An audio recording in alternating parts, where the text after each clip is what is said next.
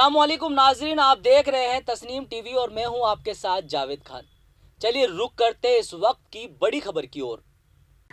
Meme foundation की जानिब से आज बाबू कटीबा ईदा की मोड़ी जयपुर में सर्टिफिकेट तकसीम करने का प्रोग्राम मुनक्किद किया गया, जहां मीम यानी तालीम और आवाम को बाइख्तियार बनाने की तहरीक लड़कियों और ख़वातीन को गुज़िश्ता 3 माह से मुफ्त सिलाई, कंप्यूटर और ब्यूटिशियन का कोर्स फराहम किया जा रहा था, जिनका आज कोर्स मुकम्मल हो गया। कोर्स मुकम्मल होने के बाद इन तमाम ख़वातीन में असनाद तकसीम करने का आज प्रोग्राम मुनक्किद किया गया। दरअसल मीम की टीम जयपुर में समाजी खिदमत के तौर पर काम करती है। मीम पिछले 3 सालों से मुसलसल काम कर रही है। मीम दिल्ली की एक रजिस्टर्ड तंजीम है जो मुल्क के 9 रियासतों में काम कर रही है इस वक्त। इसका असल मकसद तालीम और रोज़गार के साथ साथ इन महारतों को नोशोनुमा बनाना है। फाउंडेशन के खून अतिया कैंपों का इनेकाद करना। कोरोना के दौरान मीम फाउंडेशन के मेंबरों ने लोगों की काफ़ी मदद की थी। साथ ही साथ नशा की लत से निजात के लिए आगाही मुहिम चलाना भी मीम का एक मकसद है। इस तरह के कई काम मीम ऑर्गेनाइजेशन की जानिब से किए जा चुके हैं और इस साल मीम फाउंडेशन को बेहतरीन समाजी खिदमत के लिए MP association of Muslim professional की जानिब से बेहतरीन NGO का अवार्ड भी दिया गया था। प्रोग्राम में मेहमान खुसूसी के तौर पर साहिब आलम, फाउंडर व चीफ एडिटर तस्नीम टीवी व गद्दी नशी मौलाना ज़ियाउद्दीन साहब, काउंसलर उमर दराज साहब, काउंसलर बहन राबिया व जमाती इस्लामी के जनरल सेक्रेटरी नईम रब्बानी साहब मौजूद थे। इसके अलावा दीगर मीम के मेंबर भी इस प्रोग्राम में बड़ी तादाद में मौजूद थे। आदाब नाज़रीन, मैं हूँ इमरान और आप मेरे साथ देख रहे हैं तस्नीम टीवी। इस वक्त हम मौजूद हैं जो मीम फाउंडेशन था उसकी तरफ से जो स्किल डेवलपमेंट का प्रोग्राम था, जो ख़ास करके ख़वातीन को लेके आज वो ब्यूटिशियन कोर्स, सिलाई कोर्स और जो कंप्यूटर कोर्स था उसके जो सर्टिफिकेट डिस्ट्रीब्यूशन उस प्रोग्राम में हम आए थे। और जो हमारे साथ बात करने के लिए मौजूद हैं तस्नीम टीवी के चीफ एडिटर सैयद साहिब आलम साहब और जो ब्रांड एम्बेसडर भी हैं मीम के। उनसे हम जानेंगे कि क्या कितनी परेशानियों का सामना करना पड़ा इस प्रोग्राम को लेके और क्या आगे वो इस तरह का प्रोग्राम और भी करेंगे। सबसे पहले आपका बहुत खैर मकदम है हमारे साथ बात करने के लिए। जो ये जो शुरुआत है मीम टीम की डेवलपमेंट स्किल को लेके, और ये अक्सर ये कहा जाता है कि हमारी जो औरतें हैं, ख़ास करके जो मुस्लिम कम्युनिटी की औरतें, वो बहुत पीछे रहती हैं सब प्रोग्राम में, लेकिन ये एक अच्छी शुरुआत है। इसे आप किस तरह देखते हैं? देखिए, शुरुआत बहुत अच्छी है और मैंने जैसा कि अभी अपनी स्पीच में भी कहा था कि मैं मुबारकबाद देना चाहूँगा कि मीम टीम को और इनके हौसलों को, इनके जज्बों को। ये पहला प्रोग्राम नहीं है। मीम टीम इससे पहले भी कई मरतबा प्रोग्राम कर चुकी है। महिलाओं में, ख़वातीन में एक अलग से अलग जगाना, उनको अवेयर करना। सिर्फ हम वीमन एम्पावरमेंट की बात नहीं करते हैं, हम वीमन एम्पावरमेंट को डेवलप करने के लिए जो दिन रात काम करते हैं उसकी जीती जाती नज़ीर जो पेश किए वो मीम टीम ने पेश की। मेरे सामने पूरी मीम टीम मौजूद है। आप देख सकते हैं कि सुबह से लेकर शाम तक, रात से लेकर दोपहर तक ऐसा कोई वक्त नहीं जो इनका खिदमत खल्क के अंदर ज़र्फ ना होता हो। ये अपने जान, माल और वक्त की कुर्बानी दे के काम करते हैं और मुझे उम्मीद है आगे भी ये तमाम ऐसे महकमों के ऊपर, ऐसे तमाम चीज़ों के ऊपर ये एक्शन उठा के काम करते रहेंगे जिसमें मीम टीम आगे समाज सेवा में भी आगे रहेगी। और मैं इनकी तारीफ़ क्या करूं, मैं खुद चाहूँगा कि आप इनका तस्नीम की तरफ से एक इंटरव्यूज़ लीजिए और इनको खुद मुखातिब करवाइए चैनल के ऊपर कि हमारी ऐसी होनहार प्रतिभाएं, हमारे ऐसे युवा जो समाज का आईना है, जो देश का आईना है, जो बदल के रख देंगे तकदीर को। वाकई में एक बार फिर कहना चाहूँगा, ज़ोरदार तालियों के साथ आपका खैर मकदम और मीम टीम का और तमाम ख़वातीन का शुक्रिया और शुक्रिया आपके तस्नीम टीवी का। आप इनसे इंटरव्यूज़ लीजिए। आखिरी सवाल आपसे, आप पूरे हिंदुस्तान में जाते हैं, आपका दौरा होता है पूरे हिंदुस्तान का, लेकिन जो इस वक्त रेशियो है पूरे हिंदुस्तान के अंदर, खासकर जो हमारी कम्युनिटी है तालीम में बहुत पीछे है, -1 में कुछ समथिंग हम लोग हैं, जॉब में हम लोग काफ़ी पीछे हैं, उसके बारे में कुछ आप बताएं। देखिए, तालीम की कमी तो तभी हो गई थी जब हमने अपने माशरा इल्म को छोड़ना शुरू कर दिया था। जैसा कि अभी मेरे पूर्व वक्ताओं ने भी कहा था, मैंने भी कहा था कि हमारे लिए जो सबसे बड़ी ताकत है वो इल्म है। आज मुसलमान जो है इल्म से महरूम है, इल्म की तालीम तक उसके इदारों की तहलीज़ से महरूम है। हमें चाहिए कि हमें इल्म हासिल करें। जैसा कि कहा गया है कि हमें चीन क्यों ना जाना पड़े, लेकिन चीन जाने की ज़रूरत कहाँ है? आपके पास मदरसे हैं, स्कूल हैं, कॉलेजेस हैं, आप यहाँ जाइए, तालीम हासिल कीजिए। लेकिन जब से ये मुल्क आज़ाद हुआ है तब से लेके अब तक की सूरत हाल ये रही है कि मुल्कों ने इस इल्म को तबाह और बर्बाद कर दिया है। मुसलमान इल्म के ऊपर हाशिए पे आ चुका है। यूपीए गवर्नमेंट जब थी तब सच्चर कमेटी की रिपोर्ट आई थी कि मुसलमानों के हालात बद से बदतर है, तब पूर्ण बहुमत में होने के बावजूद भी सरकार सच्चर कमेटी की सिफारिशों को लागू नहीं कर पाई, मंडल कमीशन को लागू नहीं कर पाई, साइमन कमीशन को लागू नहीं कर पाई। इसके अलावा जितने भी ऐसी जो कमीशंस बने हैं लेकर के उनको लागू नहीं कर पाई। इसकी कमी ये रही कि आज हम इल्म से महरूम हैं। लेकिन कुर्बान जाइए ऐसे नौजवान तबकों के ऊपर, ऐसे स्कूलों, ऐसे कॉलेजों से, ऐसे रहनुमा और ऐसे समाज सेवियों पर जिन्होंने इसमें पहल करी है और आए दिन वो ऐसे सेमिनार वो करते रहते हैं ताकि वो लोगों को इल्म की तरफ मुतवज्जा कर सके। तो यकीनन सरकार करे ना करे, लेकिन हम अपने आप को आगे रखते हुए इल्म की बढ़ोतरी के लिए काम करेंगे। इंशाल्लाह दीन का इल्म भी फैलाएंगे और दुनियावी इल्म भी फैलाएंगे। अभी कुछ दिन पहले हमने यौम तालीम मनाया है, जो हमारे देश के पहले वज़ीर तालीम थे मौलाना अब्दुल कलाम आज़ाद, उनकी हमें पैदाइश मनाई है। जिस कौम के लीडर पहले वज़ीर तालीम हो इस मुल्क के अंदर, और उस कौम की इतनी बुरी हालत हो, उसके बारे में क्या कहेंगे आप? देखिए, यही हमारी बदकिस्मती रही है कि इस मुल्क ने वज़ीर तालीम तो दिया, लेकिन वज़ीर तालीम को पूरे पावर के साथ में जो आज की दौरे हुकूमत में आना चाहिए, तो वो आज बिल्कुल स्पीचलेस है, पावरलेस है, निष्क्रिय है, नपुंसक है। पूरी तरह से दीनी और दुनियावी इदारों के एतबार से देखा जाए तो मुसलमानों के लिए एजुकेशन हंट ख़त्म हो चुके हैं।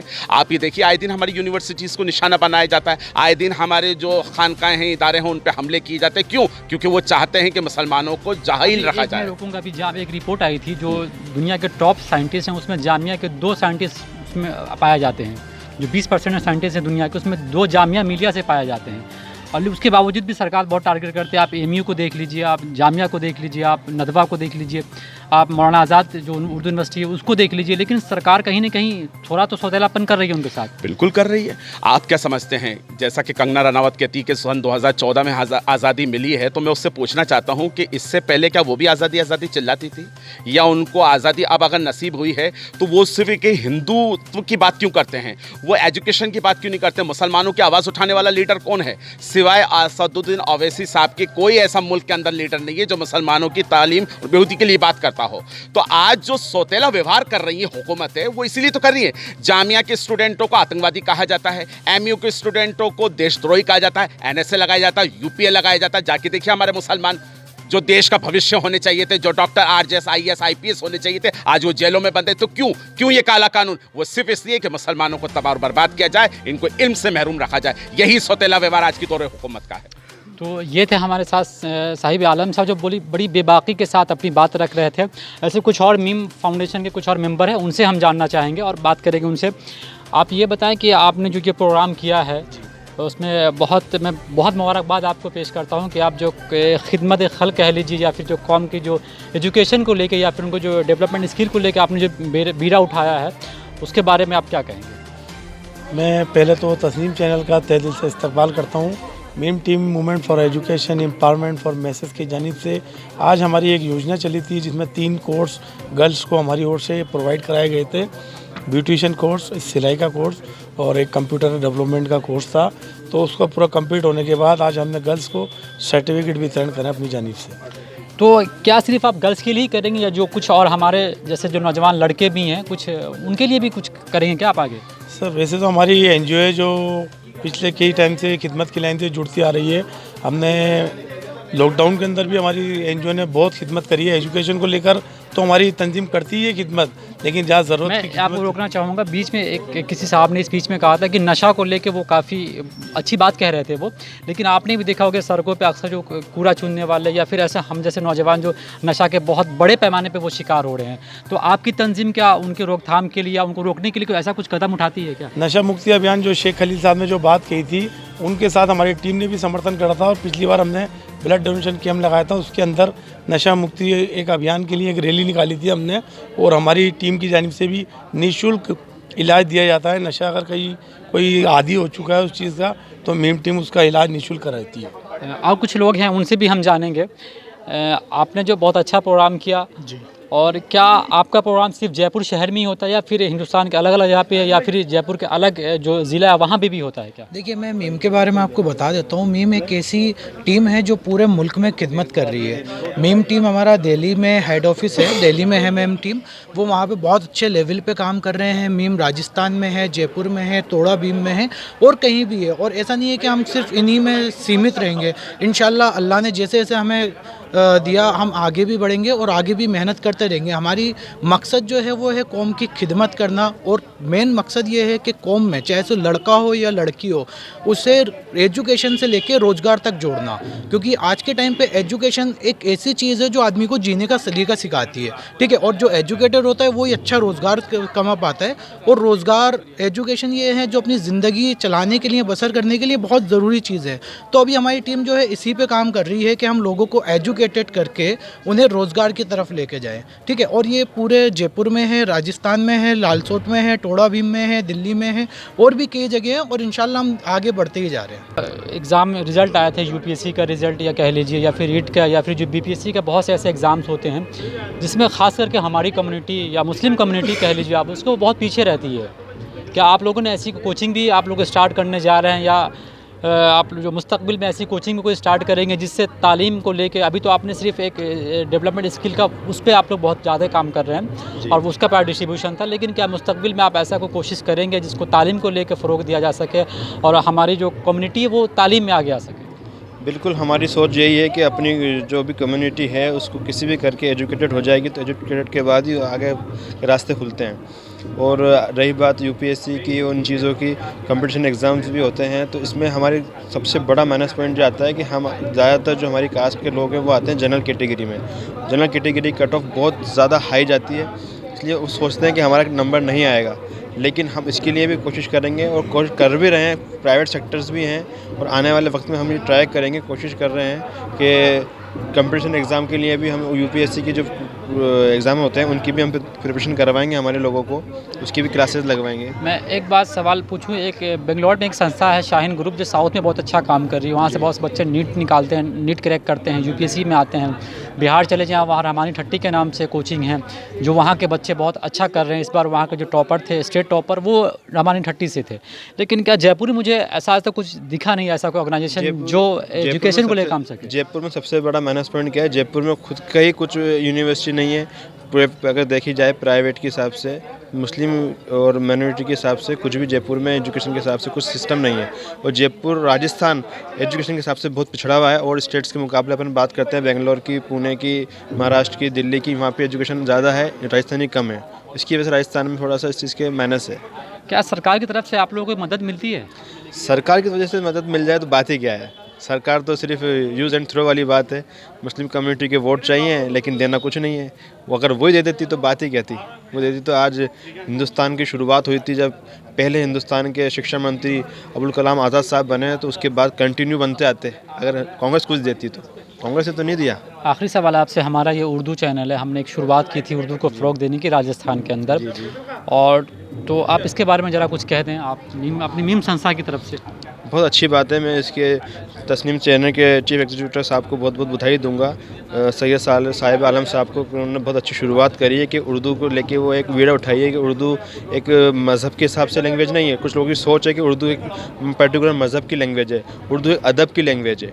और इसको लेके चलोगे तो आपस की मोहब्बत बढ़ती है, तहज़ीब, वो कहते हैं ना गंगा जमुनी तहज़ीब, वो लेके चलने वाली चीज़ है। कि पहले से हिंदुस्तान में हर जगह आप देखोगे पुराने इमारतों पे भी उर्दू में सब चीज़ लिखी होती थी, तो वो सिस्टम चलता आ रहा था, उसको चलना देना चाहिए, अच्छा लगता है। चलिए, तो बहुत शुक्रिया। तो ये थे हमारे साथ कुछ मेंबर्स थे, जो शादाब रज़ा, जो शाबाद आज़ाद थे, जो मीम के मेंबर में से हैं, और काफ़ी अच्छा वो उन्होंने आज काम किया। मैं अपने तस्नीम टीवी और TNI की तरफ से बहुत मुबारकबाद पेश करता हूं उनको। मीम टीम का खास करके आप पार्षद हैं? अली साहब का, आकिब भाई का, आज हमारे साथ मौजूद हैं उमर दराज साहब, जो पार्षद भी हैं यहाँ के। उनसे हम जानेंगे कि जो नीम जो तंजीम है उन्होंने बहुत अच्छा काम कर रही है। आज उनका जो प्राइज डिस्ट्रीब्यूशन है, सर्टिफिकेट डिस्ट्रीब्यूशन है, उसमें वो यहाँ आए थे। तो उनसे हम जानेंगे कि क्या जो ये काम हो रहा है उसे वो किस तरह से देखते हैं। देखिए, मीम जो तंजीम है ये मुबारकबाद की मुस्तहिक है, और ये इनका पहला काम नहीं है। मैं पिछले 3 साल से बराबर देखकर ऑल इंडिया में मीम तंजीम अपना काम करती है, और कई चीज़ों के अंदर ये अपना बढ़ चढ़ करके हिस्सा लेती है, जिसमें अभी इन्होंने ये किया है तो वाकई तारीफ़ काबिल काम। सिलाई सेंटर, ब्यूटिशियंस का कोर्स, कंप्यूटर्स का कोर्स, ऐसी ख्वातीनों को, ऐसी बच्चियों को जो इस चीज़ तक नहीं पहुंच पाती, उनको घर से निकाल करके उनको सिखाना, उनको तालीम की तरफ राब्ता कायम करना उनका, और उनका बढ़ चढ़ करके इन कामों में हिस्सा लेना। ये मीम जो संस्था बनी हुई है ये वाकई दिल से काम करती है, और मैं शुक्रगुजार हूँ इनका कि इनको ऐसे प्रोग्राम करने चाहिए। और आगे आज इन्होंने 85 बच्चियाँ हैं जिसमें कंप्यूटर किया है और सिलाई मशीन का किया है और ब्यूटिशियंस का कोर्स किया है। मैं और इनसे उम्मीद रखता हूँ कि इंशाल्लाह आज इन्होंने 85 महिलाओं को इस काम के अंदर लिया है, आगे ये 85,000 की लेवल पर पहुँचेगी, क्योंकि जिस मेहनत और जिस लगन से ये काम कर रहे हैं उस मेहनत और लगन से ये संस्था आगे बढ़ेगी। आप सियासी आदमी हैं, क्या औरतें बहुत, खास करके जो मुस्लिम औरतें हैं वो सियासत में बहुत पीछे हैं, इसको लेकर आप कहाँ तक देखते हैं? उन्हें सियासत में आना चाहिए या नहीं आना चाहिए? देखिए, महिलाओं की भागीदारी इस्लाम में बराबर की। आपको मैं बता दूं कि हमारे मज़हब में तो यहाँ तक के है कि अगर आप बाज़ार में 1 रुपया खर्च करके आते हो तो आके अपनी शरीक हयात को आपको बताना पड़ेगा कि मैं इतना खर्च करके आया हूँ, और जो खा के आया हूँ वो अपनी बीवी के लिए भी लेकर आओगे। तो जब हमारे मज़हब में इतनी बराबरी का है तो मैं कहता हूँ सियासत में भी आना चाहिए और पढ़ाई लिखाई में भी आगे आना चाहिए, एजुकेशन में भी आगे आना चाहिए। बाकी और जितने भी मसले हैं, महिलाओं को, औरतों को बढ़ चढ़ करके इन कामों में हिस्सा लेना चाहिए ताकि बराबर की ताकत बन सके हिंदुस्तान में। उमर साहब, आपसे आखिरी सवाल, हमारा उर्दू चैनल है राजस्थान का पहला, हमने उर्दू को फ़रोग देने के लिए हम लोगों ने छोटी सी कोशिश की है, उसके बारे में ज़रा आप कुछ दर्शकों से कह दें। देखिए, आपका जो चैनल है, आप जिस तरीके से आप मेहनत कर रहे हैं, जिस तरीके से आप प्रोग्राम को कन्विंस कर करके दिखा रहे हैं, मैं उम्मीद रखता हूँ आपके इस चैनल को कि जनता पसंद करेगी, और करना भी चाहिए, क्योंकि जो सच्चाई आज के जितने भी जो चैनल चल रहे हैं उसमें सच्चाइयाँ बहुत कम सामने आती हैं। आप लोग ज़मीन से जुड़ी हुई सच्चाइयों को सामने लाते हो, इसलिए मेरी रिक्वेस्ट है जनता से कि ऐसे सच्चे चैनल को ज़रूर देखें और आगे बढ़ें। बहुत शुक्रिया। जिस तरह से ये प्रोग्राम कराया जा रहा है, नीम जो तंजीम है उसकी तरफ से, वो बहुत अच्छा प्रोग्राम है, ख़ास करके जो ख़वातीन हैं उनके लिए बहुत मददगार साबित होगा। आप इसे किस तरह से देखते हैं? ये एक बहुत अच्छा प्रोग्राम है। ये देखिए कि इस दौर में माशाल्लाह हर समाज की औरतें जो है वो तरक्की कर रही हैं, इल्म के मैदान में और दीगर मुख्तलिफ़ मैदानों में आप देखेंगे कि वो तरक्की की तरफ गामज़न है।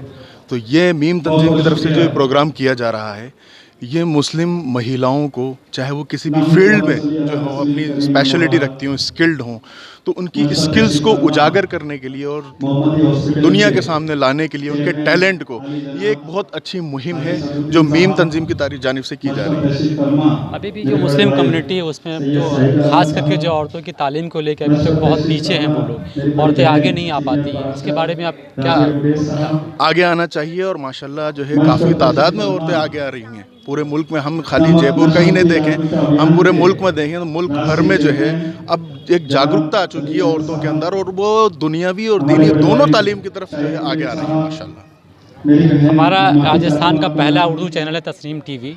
हमने एक मुहिम शुरू की थी उर्दू को फ़रोग देने के लिए कि उर्दू को तरक्की दिया जा सके, इसके बारे में ज़रा आप कुछ कह दें तो नाज़रीन को कुछ। उर्दू हिंदुस्तान की ज़बान है, जब तमाम ज़बानें मिलती हैं तो एक ज़बान बनती है जिसे उर्दू कहते हैं।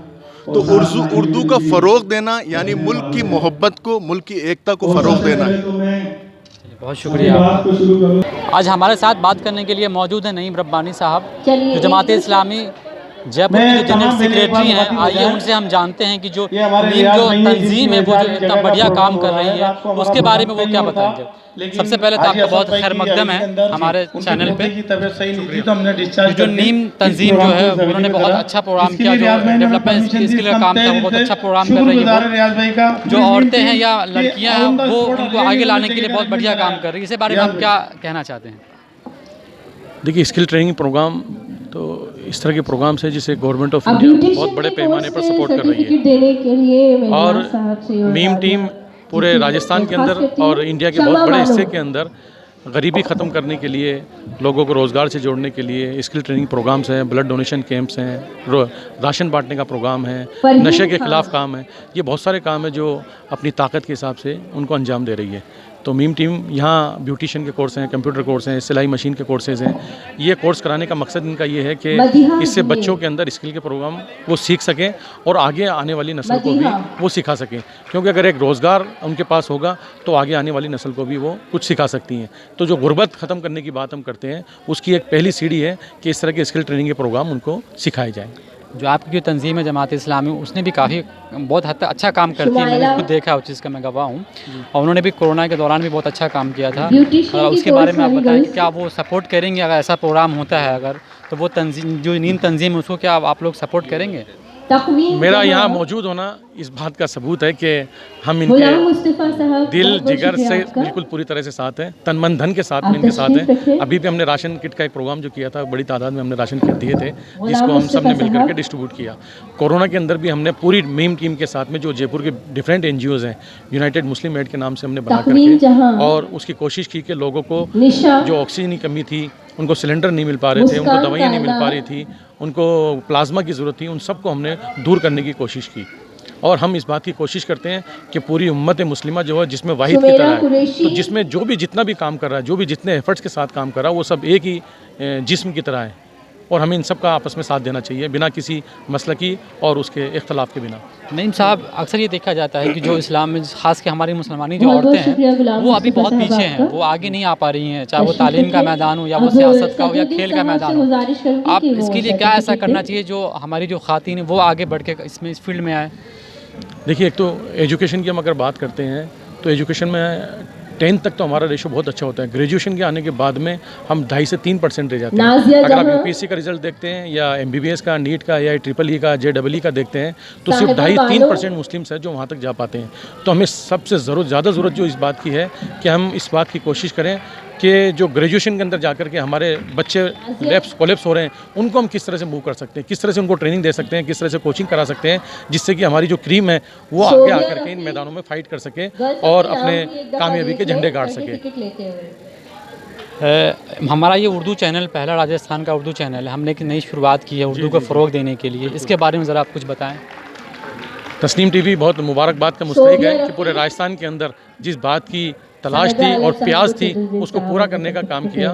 और उर्दू हमारी मादरी ज़बान है, उर्दू से हमें बड़ी मोहब्बत है, तो इसके लिए एक शुरुआत की है। उसके लिए तस्नीम TV और जो उसकी टीम है वो काबिल मुबारकबाद है। हम दुआ करते हैं कि अल्लाह ताला इनको और तरक्की दे, जिससे कि अपना नाम इंटरनेशनल लेवल पर लेकर के जाएँ। बहुत शुक्रिया। है हिंदुस्तान का, हमारे मुल्क का, उसमें जो हमारी जो ख़वातीन हैं बहुत पीछे हैं तालीम के मामले में, ख़ास करके जिस फील्ड से आप आते हैं उसमें बहुत पीछे हैं।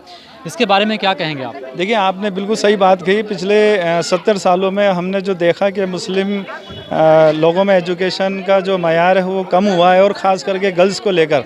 लेकिन पिछले 10-5 साल से हम नोटिस कर रहे हैं कि अब पेरेंट्स चाहते हैं कि उनकी बच्चियां भी अच्छी एजुकेशन हासिल करें, और माशाल्लाह बहुत अच्छी एजुकेशन हासिल कर रही हैं। अभी हाल ही में नीट के एग्ज़ाम हुए, नीट के एग्ज़ाम्स में भी, रीट के एग्ज़ाम्स में भी, और कई सिविल सर्विसेज के एग्ज़ाम्स में भी माशाल्लाह मुस्लिम कम्युनिटी के बच्चियाँ पार्टिसिपेट कर रही हैं और बहुत अच्छा मुकाम हासिल कर रही हैं।